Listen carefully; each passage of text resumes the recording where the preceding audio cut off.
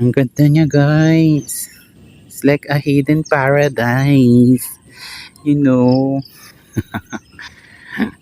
Ang ganda, diba? Tsaka may isda, guys. Oh, meron pang ano dun, oh. PB, oh. Ang ganda. Grabe, worth it. Ang ano, nung weather. Pagka ano pa, may typhoon na si Inday. You know, kasi ini-impeach nila kaya nagalit. Charot. So, dahan-dahan lang. So, ang tarik. Diba? So, ayan o. Ang dami nila o. Meron din dito. Malapit o. Ang linaw ng tubig, guys. Ayan.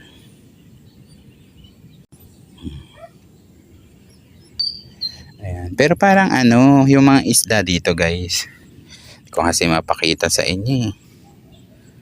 You know, kailangan ng GoPro. Ayun o. Maliliit, tsaka ano.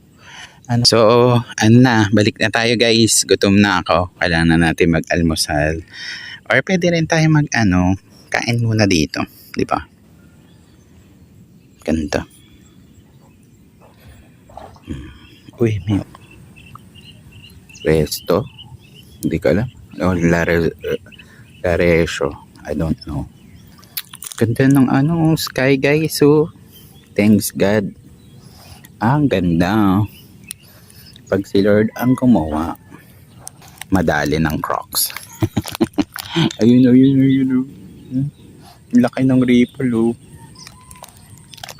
Kanina pa dun. Hindi ko alam kung isda yun o ano. Or reptile. Ang ganda.